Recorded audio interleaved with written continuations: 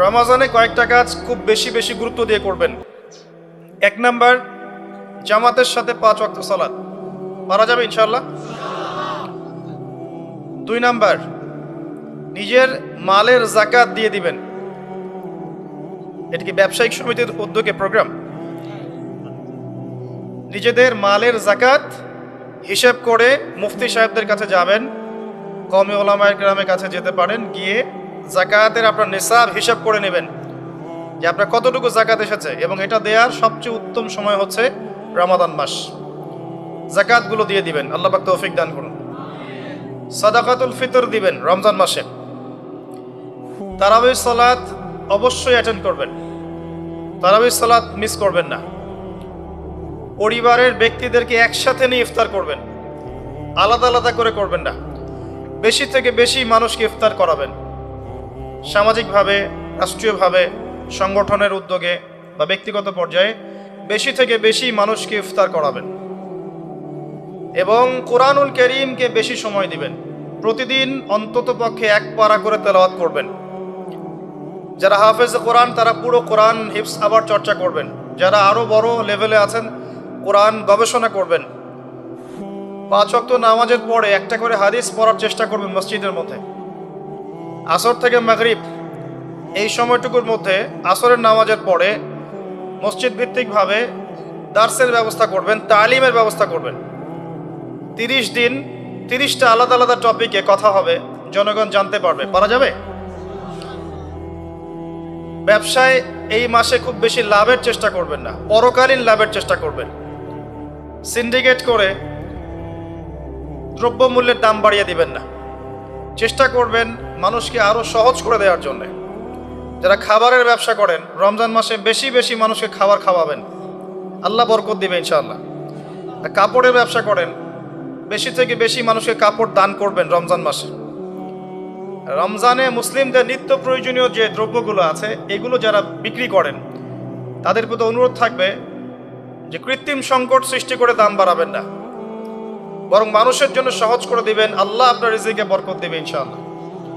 বিশ্বের প্রায় প্রতিটা মুসলিম কান্ট্রিতেই রমজান মাসে দ্রব্যমূল্যের দাম নিয়ন্ত্রণে থাকে, কমে যায়, ইল্লাল বাংলাদেশ ছাড়া। কিন্তু আমরাই 90% মুসলিমের দেশ। এই মাস লাভের মাস, পরকালীন লাভের মাস, দুনিয়ার লাভের মাস নয়। বরং রমজান আসার আগেই পুরো মাসের বাজার এবং ঈদের শপিং করে ফেলে দিবেন। রমজান মাসে বেশি বেশি মার্কেটে যাবেন না, এবং স্ত্রী সন্তানদেরকেও বেশি বেশি মার্কেটে যেতে দিবেন না। বরং এই মাসে পর্দা আরও বজায় রাখার চেষ্টা করবেন। রাস্তার মোড়ে মোড়ে যে হোটেলগুলো থাকে, ঘোমটা হোটেল, এই হোটেলের মালিকদের প্রতি নসিহত থাকবে যে আল্লাহকে ভয় করেন। হোটেলের বাইরে লিখে দিবেন মুসলিমদের জন্য খাওয়া আমার হোটেলে জায়েজ নাই।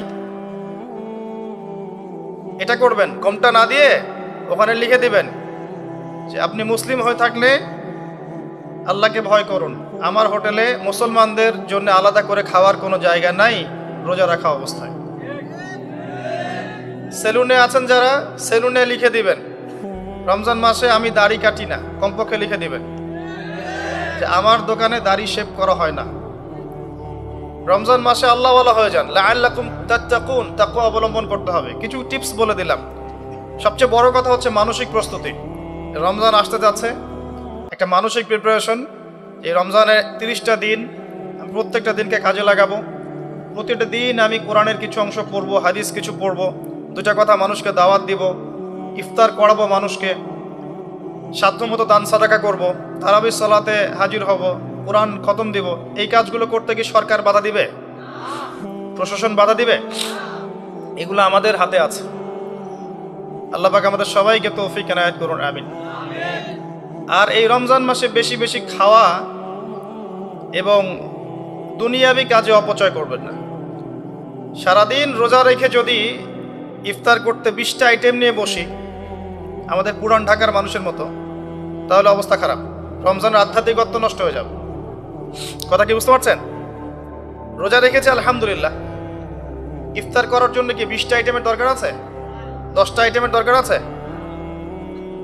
এই যত বেশি ইফতারে খাবে মানুষ তত বেশি সে অসুস্থ হয়ে যাবে। এবং তারাবি অন্যান্য ইবাদতগুলো ঠিক মতো করতে পারবে না। আমাদের ক্ষেত্রে দেখা যায় যে সেহেরি আর ইফতারে আয়োজন দেখলে মনে হয় এটা আমার জীবনের শেষ খাওয়া হবে না। কথা বুঝতে পারছেন? এই স্বভাবগুলোকে চেঞ্জ করতে হবে। আল্লাহ পাক তৌফিক নায়েত করুন, আমিন। এবার আসেন, মেরাজে যাওয়ার আগে আমরা রাসূলুল্লাহ সাল্লাল্লাহু আলাইহি ওয়াসাল্লামের জীবনীর সামন থেকে আসতে চাই। আর আমি যে কথাটা বলতে চেয়েছিলাম সেটা হচ্ছে, রমজান আসার আগেই নবী সাল্লাল্লাহু আলাইহি ওয়াসাল্লামের জীবনী একবার পড়ে শেষ করবেন, ওয়াদা করেন। হাত উঁচু করেন, হাত নামান। সবচাইতে সেরা বই আমার কাছে জীবনীর উপরে, নবী সাল্লাল্লাহু আলাইহি ওয়াসাল্লামের জীবনীর উপরে অনেক বই আছে, তবে আমার কাছে মনে হয় সবচেয়ে বেস্ট বইটা হচ্ছে আর রাহিকুল মাখতুম। নাম মনে থাকবে? রাহিকুল মাখতুম, আল্লামা সফিউর রহমান মোবারকপুরী রাহিমাহুল্লাহ, যিনি এই সাবকন্টিনেন্টের মানুষ ছিলেন, তিনি বইটা লিখেছেন এবং বইটা 1182টা বইয়ের মধ্যে প্রথম স্থান অধিকার করেছে। 1182টা বা 83টা বইয়ের মধ্যে এই বইটা প্রথম স্থান অধিকার করেছে এই সৌদি আরবের কম্পিটিশনে। তো এই বইটার যে প্রাণবন্ত সিরাতের বই আমি আসলে পড়িনি, আর অনেক সিরাতের বই আছে, এবং আমি অনুরোধ করব সিরাতের বেশি বেশি বই কিনবেন। একটা সিরাতের বইয়ে সব তথ্য হয়তো থাকবে না, এখানে ভেরিয়েশন আনতে হবে আপনাকে। বিভিন্ন সিরাতের বই কিনবেন, কিন্তু আর রাহিকুল মাখতুম বইটা মাস্ট বি পড়ার চেষ্টা করেন। রমজান মাস আসার আগেই বইটা শেষ করবেন, ওয়াদা করেন ইনশাআল্লাহ। আল্লাহ পাক তৌফিক দান করুন। এবং রমজান মাস আসার আগেই কোরআন তেলাওয়াত শিখে নেবেন, ওয়াদা করেন। আগামীকাল থেকেই প্রয়োজনে স্থানীয় মসজিদে যিনি ইমাম আছেন বা মুয়াজ্জিন সাহেব আছেন বা মাদ্রাসা শিক্ষকরা আছেন, তাদের কাছে যাবেন। 1 থেকে 2 মাসের বেশি সময় লাগার কথা না আপনার তাজবিদ শিখতে। সবার তো শিখলেই বিশুদ্ধ হয়ে যাবে না। পড়তে পড়তে পড়তে পড়তে একটা পর্যায়ে আপনার মুখের মধ্যে জড়তা আল্লাহ কাটিয়ে দিবে, তখন আপনি ইনশাল্লাহ ফ্লুয়েন্টলি পড়তে পারবেন। কিন্তু শিখতে, নিয়মকানুনগুলো শিখতে 1 থেকে 2 মাসের বেশি লাগার কথা না। আর আমি জানি আপনারা জীবনে অনেক কিছুই পড়েছেন। আপনারা জীবনে এসএসসি, এইচএসসি, অনার্স মাস্টার সব করেছেন, বিবিএ, এমবিএ করেছেন, ডক্টরেট ডিগ্রি অর্জন করেছেন, মেডিকেল সায়েন্স পড়েছেন, কঠিন কঠিন সাবজেক্ট পড়েছেন, বাংলা সাহিত্য পড়েছেন, উপন্যাস পড়েছেন, শরৎচন্দ্র, বঙ্কিমচন্দ্র, হুমায়ুন আহমেদ সব পড়ে শেষ করে ফেলেছেন। রবীন্দ্র নজরুল তো শেষ আগেই। ইংরেজিতে অনার্স করছেন, ইকোনমিক্সে অনার্স করছেন, ম্যানেজমেন্ট পড়ছেন, অ্যাকাউন্টিং পড়ছেন, কঠিন সাবজেক্ট পড়ছেন, ফিজিক্স, কেমিস্ট্রি পড়ছেন, বায়োলজি পড়ছেন, কিন্তু 1-2 মাস 3 মাসের মধ্যে আপনি কোরআন শিখতে পারবেন না, এটা আসলে বিশ্বাসযোগ্য নয়। এই ক্যাপাবিলিটি আল্লাহ পাক আপনার মস্তিষ্কে দিয়েছেন, আল্লাহর ওয়াস্তে আপনি কাজে লাগান, ইনশাল্লাহ পরকালে আপনি সফল হবেন। রমজান আসার আগেই শিখতে হবে এই কারণে, যাতে রমজানের প্রথম দিন থেকে আপনি তেলাওয়াত করতে পারেন, ডেইলি 1 পারা যাবে ইনশাল্লাহ। এই কোরআন কার উপর নাজিল হয়েছে? মুহাম্মদ সাল্লাল্লাহু আলাইহি ওয়াসাল্লামের প্রতি। কখন নাজিল হয়েছে আমাকে বুঝতে হবে। একটু বসেন, রিল্যাক্স হন, আমাকে দেখা না গেলে কোনো সমস্যা নেই, আমার কথাগুলো শুনেন। আর আমি তো জামাই না যে আমাকে দেখতেই হবে। তো নবী সাল্লাল্লাহু আলাইহি ওয়াসাল্লাম যে সময়ে তার উপরে কোরআন নাজিল হয়েছে, এই সময়টা একটু বুঝতে হবে। ওই যুগটাকে বলা হয় কি? আইয়ামে জাহিলিয়াত, মানে কি? অন্ধকারাচ্ছন্ন যুগ।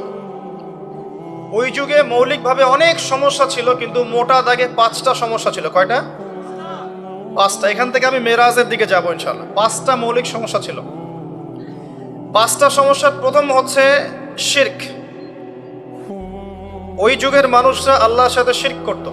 তারা মূর্তি পূজা করত, তারা মাধ্যম পূজা করত, তারা কবর পূজা করত, তারা মৃত ব্যক্তির পূজা করত, তারা প্রকৃতির পূজাও করত কোনো কোনো ক্ষেত্রে। আর অল্প কিছু মানুষ ছিল নাস্তিক, অল্প কিছু, খুব বেশি না। এই যে শিরকের এই সমস্যাটা এখনকার বিশ্বের মধ্যে নাই। আচ্ছা, দ্বিতীয় সমস্যা ছিল রিবা বা সুদ। তাদের ম্যাক্সিমাম মানুষ সুদভিত্তিক অর্থনীতির সাথে জড়িত ছিল। এই সমস্যাটা কি এখনকার বিশ্বে নাই? তো দ্বিতীয় সমস্যা ছিল রিবা, যেটা এখনকার বিশ্বের অন্যতম মৌলিক সমস্যা। আপনি যদি বিশ্বের অর্থনীতির দিকে তাকান, আপনি দেখবেন বিশ্বের পুরো অর্থনৈতিক সিস্টেমটা সুদভিত্তিক। কেউ এর বাইরে নয়, কেউই বাইরে নয়। আমরা এমন একটা যুগে বাস করছি যেখানে কেউ যদি সুদ থেকে বাইরে থাকতে চায়, যে আমি মোটেই খাবো না, একবারেই খাবো না, টোটালি খাবো না, তারপরেও তার গায়ের মধ্যে সুদের ছিটা ফোটা লাগবে। কথা বুঝতে পারছেন? এটা সেই যুগ। কিভাবে লাগবে সেটা সম্পর্কে জানার জন্যে রিবা কেন্দ্রিক যে বইগুলো আছে, আল্লামা তাকি উসমানীর বই আছে, ইনশাআল্লাহ আগামীতে এটার উপর বিস্তারিত আলোচনা আসবে। এগুলো পড়েন এবং শোনেন, ইনশাআল্লাহ কাজে দিবে। শুধু এতটুকু বলবো, যে খায়, যে দেয়, যে সাক্ষী থাকে এবং যে লিখে রাখে, উভয়কেই, এই চার শ্রেণীর মানুষকেই নবী সাল্লাল্লাহু আলাইহি ওয়াসাল্লাম সমান অপরাধী বলেছেন। পুরো সিস্টেমটার মধ্যে এগুলো পড়ে যাবে। এমনকি যদি দেখেন আমি খাচ্ছি না, একটা ফ্ল্যাট বাসায় ভাড়া আছি, এই বাসা যে করেছে সে সুদের লোন নিয়ে করেছে, আমার ভাড়ার টাকা থেকে সে লোন শোধ করে, পরোক্ষভাবে আমিও সুদের সাথে জড়িত আছি। এটা সেই যুগ যেখানে আপনি বেঁচে থাকতে চাইলে পারবেন হয়তোবা, যদি আপনার তাকওয়া অনেক উঁচু লেভেলের হয়, কিন্তু ধুলি কণা আপনার গায়ে লাগবেই, আপনি বাঁচতে পারবেন না। তৃতীয় সমস্যা ছিল মাদক। আইয়ামে জাহিলিয়াতের তৃতীয় সমস্যা ছিল মাদক। এখনকার বিশ্বের দিকে আপনি তাকান, আপনি দেখবেন ম্যাক্সিমাম যুব সমাজ এই সমস্যায় নিপতিত আছে না? সেম সমস্যা। চতুর্থ সমস্যা ছিল নারীর অবমাননা। এটা সম্পর্কে বলার আমার কোনো প্রয়োজন নাই, যথেষ্ট বলেছি এই পর্যন্ত আমি। নারীকে যেভাবে আজকে আমরা পণ্যের ন্যায় ব্যবহার করছি, এটা আইয়ামে জাহিলিয়াতের সেই বন্যতাকেও হার মানিয়েছে। 5 নম্বর সমস্যা ছিল গোত্রীয় দ্বন্দ্ব, গোত্রীয় রক্তক্ষয়ী সংঘাত। এই 5টা ছিল মৌলিক সমস্যা। এখন আপনি আপনার সমাজ এবং বিশ্বের দিকে তাকিয়ে দেখেন এই 5টা সমস্যা আছে কি নাই? আছে। এরকম একটা যুগে জন্ম নিয়েছেন প্রিয় নবী মুহাম্মদুর রাসূলুল্লাহ সাল্লাল্লাহু আলাইহি ওয়াসাল্লাম। এরকম সমাজে থেকেও তিনি কখনো পাপের ধার কাছেও যান নাই। বলেন সুবহানাল্লাহ। এরকম একটা সমাজে থেকেও যখন তিনি নবী হননি, তখনও পাপের ধার কাছেও তিনি যান নাই। তিনি কখনো শিরক করেননি, কখনো মূর্তি পূজা করেননি, কখনো রিবা খাননি, আর বাকি বিষয়গুলো ধার কাছেও যাননি। বরং তিনি হিলফুল ফুজর তৈরি করেছিলেন যাতে করে সমাজের এই অসঙ্গতিগুলো দূর করা যায়। এটা তো আপনারা জানেন। এরপর তিনি নবী হলেন 40 বছর বয়সে। প্রথম কোন আয়াত নাজিল হয়েছিল? সূরা আলাকের প্রথম 5 আয়াত আল্লাহ পাক প্রথমে পড়তে বলেছেন, ইকরা বিসমি রাব্বিকাল্লাযী খালাক খালাকাল ইনসানা মিন আলাক ইকরা ওয়া রাব্বুকাল আকরাম আল্লাযী আল্লামা বিল কলম আল্লামাল ইনসান মা লাম ইয়ালাম। এখানে প্রথম কথাটা হচ্ছে পড়ুন। আল্লাহ পাক প্রথমে বললেন না সুদ খেও না, শিরক করো না, মাদক সেবন করো না, জেনার ধার কাছেও যেও না। আল্লাহ পাক এগুলো কিছুই বললেন না।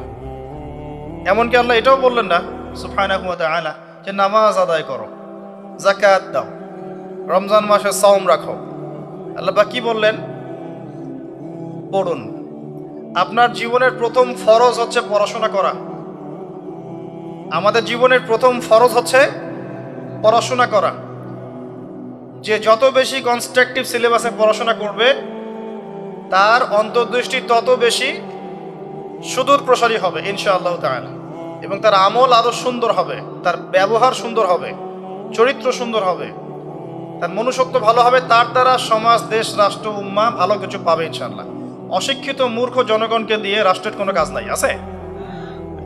তবে শিক্ষাটা হতে হবে এমন জ্ঞান, ইকরা বিসমি রাব্বিকাল্লাযী খালাক, পড়ুন আপনার সেই রবের নামে যিনি আপনাকে সৃষ্টি করেছেন। যে জ্ঞান আপনাকে আপনার স্রষ্টা, ওদের ভাষা ব্যবহার করে বলছি, আপনার ইলাহ আল্লাহর দিকে নিয়ে যাবে, সেটাই প্রকৃত জ্ঞান। যে জ্ঞানটা আপনাকে আল্লাহ থেকে দূরে সরাচ্ছে দিন দিন, এটা জ্ঞান নয়, এটা জাহেলিয়াত। আমি কি বুঝাতে পারছি? এবার আপনি চিন্তা করে দেখেন যে আপনার জ্ঞানটা আপনাকে কি আল্লাহর দিকে নিয়ে যাচ্ছে নাকি আল্লাহ থেকে দূরে সরাচ্ছে? এরপরে আপনি চিন্তা করবেন আপনি প্রকৃত জ্ঞানী কিনা। কেউ যদি অক্সফোর্ড, কেমব্রিজ, হার্ভার্ড থেকে পাশ করে আসে, এসে বলে যে পর্দা এটা সেকেলে প্রথা, ওই যুগে চলতো, এই যুগে চলে না, এই ব্যক্তিকে আমরা জ্ঞানী বলতে পারি না। কেউ যদি বাইরে থেকে বড় ডিগ্রি এসে বলে যে ইসলাম আসলে এই যুগে চলে না, ওই যুগে চলতো, সুদের মধ্যেই আছে অগ্রগতি আর প্রগতি, ফ্রি মিক্সিং ভালো জিনিস, ছেলে মেয়ে একসাথে পথ চলবে, খারাপ কিছু না, মাদকদ্রব্য খাওয়াই যায়, মানুষ মাদকদ্রব্য খেলে ভালো কাজ করার উৎসাহ পাবে, এরকম কথাবার্তা যদি কেউ বলে, আল্লাহর হালালগুলোকে হারাম করে দেয়, হারামগুলোকে হালাল করে নেয়, এই ব্যক্তি বা এই সম্প্রদায়কে আমরা জ্ঞানী বলতে পারি না। কারণ তাদের জ্ঞান তাদেরকে আল্লাহ থেকে দূরে সরিয়ে দিয়েছে। ইকরা বিসমি রাব্বিকাল্লাযী খালাক, পড়ুন আপনার সেই রবের নামে যিনি আপনাকে সৃষ্টি করেছেন। খালাকাল ইনসানা মিন আলাক, যিনি মানুষকে সৃষ্টি করেছেন জমাট বাঁধা রক্তপিণ্ড থেকে। ইকরা ওয়া রাব্বুকাল আকরাম, পড়ুন আপনার রব মহামান্বিত। আল্লাযী আল্লামা বিল কলম, যিনি আপনাকে কলম দ্বারা জ্ঞান শিক্ষা দিয়েছেন। মানুষ জ্ঞান অর্জন করতে পারেনি, প্রথমে আল্লাহ মানুষকে জ্ঞান শিখিয়েছেন, এটাকে বিশ্বাস করেন? ওয়াল্লামা আদামাল আসমাআ কুল্লাহা, আমি আদমকে সমস্ত নাম শিক্ষা দিয়েছি। কে শিক্ষা দিয়েছেন? আদম আলাইহিস সালামের কি জ্ঞান ছিল? আমাদের জ্ঞান ছিল? আল্লাহ শিখিয়েছেন। আল্লামাল ইনসান মা লাম ইয়ালাম, মানুষকে সেই জ্ঞান শিক্ষা দিয়েছেন যা মানুষ জানতো না। এই আয়াত নিয়ে নবী সাল্লাল্লাহু আলাইহি ওয়াসাল্লামের নবুয়তের জিন্দেগি শুরু হলো। কত বছর জিন্দেগি ছিল নবুয়তের জিন্দেগি? বলতে পারবেন? 23 বছর। 23 বছর। আমরা কিন্তু লেকচারের শেষে একটা কুইজ কন্টেস্ট করব ইনশাআল্লাহ। 5টা থেকে 10টা প্রশ্ন করব ইনশাআল্লাহ। 10 জনকে আমরা পুরস্কৃত করব ইনশাআল্লাহ তাআলা। মনোযোগের সাথে লেকচার শুনবেন। এরপর নবী সাল্লাল্লাহু আলাইহি ওয়াসাল্লামের নবুয়তের জিন্দেগি শুরু হলো। 23 বছর। কত বছর? তার মধ্যে প্রথম 13 বছর হচ্ছে মক্কায়, আর পরের 10 বছর কোথায়? মদিনায়। খুব সংক্ষিপ্ত আকারে বলছি, প্রথম 3 বছর নবী সাল্লাল্লাহু আলাইহি ওয়াসাল্লাম গোপনে দাওয়াত দিয়েছেন। কিভাবে? একদম গোপনে গোপনে। প্রথমে বাড়ির লোকজনকে, তারপর নিকট আত্মীয় যারা তাদেরকে, তারপর যাদের সাথে সম্পর্ক ভালো ক্লোজ তাদেরকে, এরপর আস্তে আস্তে আমভাবে। এটাই দাওয়াতি কাজের সুন্নাহ। এরপর 4র্থ থেকে 10ম এই সময়টুকুতে তিনি প্রকাশ্যে দাওয়াত শুরু করেছিলেন, তার সম্প্রদায়কে দাওয়াত দিলেন। যারা তার কথা বিশ্বাস করলো না, বেশিরভাগ মানুষই কুফরি করলো, বরং তারা ইসলাম যারা কবুল করেছে এদের উপরে নির্যাতন শুরু করলো। নির্যাতনের মাত্রা দিন দিন বাড়তে থাকলো। যখন হামজাহ এবং ওমর রাদিয়াল্লাহু আনহুমা তাদের মতো কিছু সাহাবী ইসলাম কবুল করলেন, ইসলাম তখন শক্তিশালী হওয়া শুরু করলো। তারপরেও নির্যাতনের মাত্রা বাড়তে থাকলো। এক পর্যায়ে সাহাবীরা হিজরত করলেন আবিসিনিয়ায়। কোথায়? আবিসিনিয়ায়। প্রথম হিজরত মদিনায় হয়নি, প্রথম হিজরত আবিসিনিয়ায়। এটা হচ্ছে ইথিওপিয়ার পাশে, এখনকার মানচিত্রে ইরিত্রিয়া নামে একটা জায়গা আছে। দেখেছেন কখনো? বিশ্বের ম্যাপ দেখেছেন কখনো? বিসিএস কোচিং যারা করছেন তাদের তো জানার কথা। ইরিত্রিয়া ছিল সেই জায়গা যেখানে হিজরত করেছিলেন সাহাবীরা। সেখানে একজন বাদশাহ ছিলেন, তার নাম বাদশাহ নাজাশী। তিনি একজন খ্রিস্টান ছিলেন, কিন্তু ভালো খ্রিস্টান ছিলেন, সৎ। তিনি মুসলিমদেরকে আশ্রয় দিয়েছিলেন এবং তার রাজ্যে মুসলিমরা নিরাপদে ছিল, বসবাস করেছে দীর্ঘদিন। পরবর্তীতে এই বাদশাহ নাজাশী ইসলাম কবুল করে মুসলিম হন। মারা গেলে নবী সাল্লাল্লাহু আলাইহি ওয়াসাল্লাম তার গায়েবানা জানাজার নামাজও পড়েছেন। এরপরে কুরাইশদের অত্যাচার পর্যায়ে নবী সাল্লাল্লাহু আলাইহি ওয়াসাল্লাম তায়েফে হিজরত করেন, চেষ্টা করেন তায়েফবাসীকে বোঝানোর জন্য। তায়েফের লোকজন সাড়া দেয়নি, উল্টা নবী সাল্লাল্লাহু আলাইহি ওয়াসাল্লামকে রক্তাক্ত করেছিল। তিনি ফিরে আসেন মক্কায়। আবারও মক্কায় ফিরে আসার পরে অল্প দিনের ব্যবধানে, বেশি দিন না, মাত্র অল্প দিন, 3 দিন 7 দিন, কেউ বলেছে 3 মাস, এইটুকু ব্যবধানে প্রথমে চাচা আবু তালেব, তারপরে স্ত্রী খাদিজা রাদিয়াল্লাহু আনহা, তারা ইন্তেকাল করেন। এবং নবী সাল্লাল্লাহু আলাইহি ওয়াসাল্লামের এই শেষ আশ্রয়স্থল আবু তালেব সেটাও শেষ হয়ে যায়। তার স্ত্রী খাদিজা রাদিয়াল্লাহু আনহা আল্লাহর কাছে চলে যান। এই সময়টাতে নবী সাল্লাল্লাহু আলাইহি ওয়াসাল্লাম প্রচন্ড মানসিক কষ্টে ছিলেন। আল্লাহ পাক এইরকম একটা সময়ে মেরাজের ঘটনা ঘটিয়েছেন, বলেন সুবহানাল্লাহ। আল্লাহ রাব্বুল আলামিন তাকে পুরো মানসিক সমস্ত কষ্ট থেকে ফারেক করে আল্লাহ পাকের সমস্ত কুদরত দেখিয়েছেন মহাবিশ্বে নিয়ে গিয়ে। যদিও বা তার আগের 3 বছর সাহাবীদেরকে বয়কট করা হয়েছিল। 3 বছর গাছের ছাল পাতা খেয়ে সাহাবীরা থেকেছেন শিয়ারে আবু তালেব নামক জায়গায়। এরপর বয়কট তুলে নেওয়া হয়। তারপর এই আমুল হুজন আসে। এর পরের বছর ইয়াসরিব বা মদিনা থেকে 6 জন যুবক এসে ইসলাম কবুল করে, বলে সুবহানাল্লাহ। তাদের নেতা ছিলেন আসাদ বিন জুরারাহ রাদিয়াল্লাহু আনহু। তিনি ফিরে যান মদিনায়। পরের বছর আবার 6 জনকে নিয়ে আসেন, টোটাল 12 জন। এই 12 জন মুসলিম হয়ে আবার মদিনায় ফিরে যান। এই 12 জনের সাথে আল্লাহর নবী সাল্লাল্লাহু আলাইহি ওয়াসাল্লাম একজন সাহাবীকে পাঠিয়ে দেন দায়ী হিসেবে। তার নাম মুসআব বিন উমাইর রাদিয়াল্লাহু আনহু। মুসআব বিন উমাইর রাদিয়াল্লাহু আনহু। প্রশ্ন কিন্তু আসবে, ভালো করে মনে রাখতে থাকেন। এরপরে মুসআব বিন উমাইর রাদিয়াল্লাহু আনহু এই 12 জন সাহাবীর সাথে যান মদিনায়। মদিনার আগের নাম ছিল ইয়াসরিব। কি নাম? ইয়াসরিব। এর পরের বছর মোট 75 জন, 73 জন পুরুষ আর 2 জন নারী, আওস এবং খাজরাজ গোত্রের, তারা আসেন। এসে নবী সাল্লাল্লাহু আলাইহি ওয়াসাল্লামের হাতে হাত রেখে বায়াত করেন। মহিলারা হাতে হাত রাখে নাই, পুরুষেরা হাতে হাত রেখেছিল। আমাদের নবীজি মহিলাদের হাতে কখনো হাত রেখে বায়াত করার নাই। এখন অনেক ভণ্ড পীর দেখা যায় মহিলাদের হাতে হাত রেখে বায়াত করাচ্ছে। মহিলারা হাত ধরে বায়াত করাতে হয়? মহিলারা মৌখিক বায়াত করবে। তো 75 জন সাহাবী এসে ইসলাম কবুল করে আবার চলে যান মদিনায়। এই যে 75 জন ইসলাম কবুল করলেন, মদিনার বিশাল একটা জনগোষ্ঠী, কিন্তু 75 জন কম নয়, কারণ ওইখানে জনসংখ্যা এত বেশি ছিল না। তারপরের বছর নবী সাল্লাল্লাহু আলাইহি ওয়াসাল্লাম নিজে এবং সাহাবীরা সবাই গিয়ে হিজরত করেন মদিনায়। কথা বুঝতে পারছেন? এই যে নতুন একটা রাষ্ট্রের জন্ম হলো, মক্কা থেকে সবাই এখন মদিনায়, মক্কায় ঘরবাড়ি ছেড়ে দিয়ে নিঃস্ব হাতে, খালি হাতে, আল্লাহর উপর তাওয়াক্কুল করে। ওখানে আনসারী সাহাবীরা তাদেরকে বরণ করে নিলেন। এমনভাবে বরণ করলেন যে কারো যদি 2টা জমি থাকে, একটা জমি দিয়ে দিয়েছে, কারো 2টা বাড়ি থাকলে একটা বাড়ি দিয়ে দিয়েছে। এমনভাবে বরণ করে নেন। নতুন রাষ্ট্র হলো। নবী সাল্লাল্লাহু আলাইহি ওয়াসাল্লাম সেখানে মদিনা সনদ করলেন। ওখানকার ইহুদিদের সাথে চুক্তি হলো, ওখানকার জনগণের সাথে চুক্তি হলো, এবং আমরা শান্তিপূর্ণ একটা রাষ্ট্র পেলাম। এরপর নবী সাল্লাল্লাহু আলাইহি ওয়াসাল্লাম সেখানে অর্থনীতি সমৃদ্ধ করতে লাগলেন, সামরিক বাহিনী সমৃদ্ধ করতে লাগলেন, অস্ত্রশস্ত্র সবকিছু হতে লাগলো। একটা রাষ্ট্রের যা যা প্রয়োজন সবকিছু সেখানে হতে লাগলো। এক পর্যায়ে আবু সুফিয়ানের বাণিজ্যিক কাফেলাকে আক্রমণকে কেন্দ্র করে বদরের যুদ্ধ হয়ে গেল। আর এই বদরের যুদ্ধে আমরা অল্প সংখ্যক সৈন্য নিয়ে বড় বাহিনীর বিরুদ্ধে জয়লাভ করলাম। ইসলামের ইতিহাসে প্রথম সশস্ত্র যুদ্ধ। কথা বুঝতে পারছেন?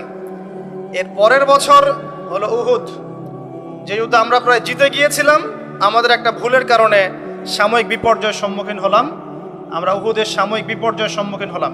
70 জন সাহাবী শহীদ হয়ে গেল। আমাদের নবীজি স্বয়ং নিজেও সেই যুদ্ধে মার খেয়েছেন একটা ভুলের কারণে। সেখান থেকে নামবে না, সাহাবীরা কয়েকজন নেমে এসেছিলেন। ব্যাস, পুরো দেখবেন, সব বলে দেব না। এর পরের বছর খন্দকের যুদ্ধে 3-4 মাস অবরোধ করে রাখা হয় মদিনাকে। শেষমেশ তারা কিছুই লাভ করতে পারলো না, ফিরে চলে গেল। এরপর থেকে মুসলিমরা আক্রমণাত্মক যুদ্ধ শুরু করলো। একে একে বিভিন্ন গাজওয়া এবং সারিয়া হতে লাগলো। মুসলিমরা সমৃদ্ধ হতে লাগলো, সম্পদ বাড়তে লাগলো, জনবল বাড়তে লাগলো, অর্থনীতি সমৃদ্ধ হতে লাগলো, অস্ত্রশস্ত্র বাড়তে লাগলো। সব ডিপার্টমেন্ট থেকে আমরা রাইজ করতে লাগলাম। শুধু তাই না, পররাষ্ট্র নীতিও ইমপ্লিমেন্ট করা হলো। বিভিন্ন রাষ্ট্রপ্রধানদের কাছে চিঠি পাঠানো হচ্ছে। এর মধ্যে একবার নবী সাল্লাল্লাহু আলাইহি ওয়াসাল্লাম স্বপ্নে দেখলেন তিনি মক্কা তাওয়াফ করছেন, কাবা তাওয়াফ করছেন। সাহাবীরা বুঝে নিলেন যে আমরা মক্কায় যাচ্ছি। তারা মক্কায় যাওয়া শুরু করলেন। 1400 সাহাবী হুদাইবিয়া নামক জায়গায় আটকে দেওয়া হলো, যাওয়া যাবে না, এই বছর ফেরত যেতে হবে, পরের বছর আসতে হবে। তোমাদের কেউ আমাদের দলে আসলে ফেরত দিব না, আমাদেরকেও তোমাদের দলে গেলে ফেরত দিতে হবে। আগামী 10 বছর আমরা কেউ কারোর সাথে যুদ্ধ করব না। আগামী বছর উমরা করতে আসবে মাত্র 3 দিনের জন্য, কোনো অস্ত্র সাথে আনা যাবে না। সবগুলোতে নবীজি বললেন ঠিক আছে, ডিল, কোনো সমস্যা নেই। তারা ফেরত চলে গেলেন। ওই বছর উমরা করা হলো না। নবীজি ফেরত গিয়েই খায়বার আক্রমণ করলেন। খায়বার ইহুদিরা ছিল, ইহুদিদেরকে পরাজিত করা হলো। খায়বার মুসলিমদের দখলে চলে আসলো। এর আগে আরো 2টা ইহুদি কওমকে সেখান থেকে, মদিনা থেকে বহিষ্কার করা হয়। একটা বনু নাজির, একটা হচ্ছে বনু কাইনুকা। আর খন্দকের যুদ্ধে বহিষ্কার করা হয় বনু কুরাইজাকে। এরা সবাই খায়বার আশ্রয় নিয়েছিল। খায়বারকে আক্রমণ করে ইহুদিদেরকে আরব উপদ্বীপ থেকে বের করে দেওয়া হয়। তার পরের বছর হচ্ছে মক্কা বিজয়। নবী সাল্লাল্লাহু আলাইহি ওয়াসাল্লাম মক্কা বিজয় করলেন।